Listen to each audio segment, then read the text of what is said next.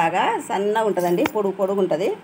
ఇది బెబ్బరికాయ కాదు, దీని పేరు మీకు గుర్తుంటే చెప్పండి, నేను మర్చిపోయినా. కూర బాగుంటుందండి టేస్టు. ఒకసారి కరీంనగర్లో భిక్షపతి అని మా మరిది ఇంట్లో మా చెల్లెలు చేస్తే తిన్నా.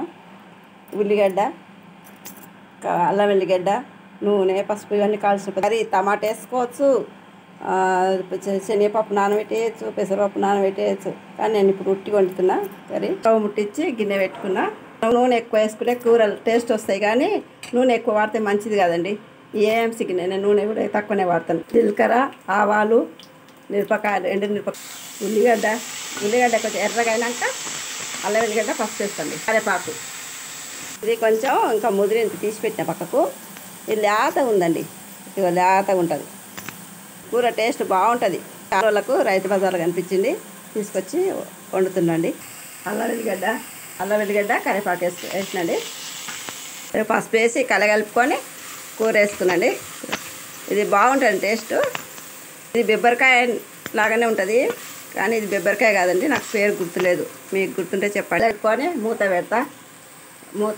ఉమ్మగిలినాక ఉప్పు కారం వేసుకుంటండి. కూర కరీంనగర్ సైడ్ ఎక్కువ తింటారండి, బాగుంటుంది. అక్కడ ఎక్కువ దొరికేది ఇది వరకు, ఇప్పుడు ఇక్కడ కూడా దొరుకుతుంది. తగినంత కారం, తగినంత ఉప్పు.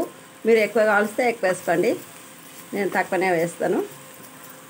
కలిపి మూత పెట్టినా, కొంచెం ఉమ్మగిలినాక చూస్తాను. మెత్తగా ఉంటుందండి ఇక్కడ కూర, మెత్తగా ఉంటుంది.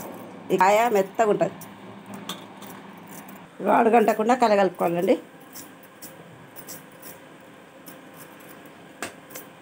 ఇప్పుడు ఒట్టి కారం వేసిన, పచ్చికారం కూడా వేసుకుంటే బాగుంటుందండి.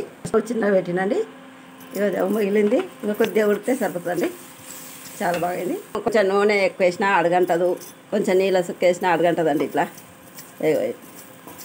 అడగంటకుండా ఉంటుంది, లేకపోతే అడగంటకుండా కలుపుకుంటూ ఉండాలి. కూడా కాదు, మాడిపోయింది, గిన్నె అడగంటింది అంతే. కారం ఇదేం సిగ్నే కదా, కొంచెం నీళ్ళ సుక్క వేస్తే మొత్తం లేచి వస్తుందండి. మొత్తం ఊసి వచ్చింది చూడండి, అడగంతా లేచి వచ్చింది. కొంచెం గరం మసాలా కలిసిన ధనియాల పొడి, కొంచెం కొబ్బరి పొడి, రెండు కలగలుపుతుందండి. కూర ఉడికింది కూడా, ఉడికింది చూడండి.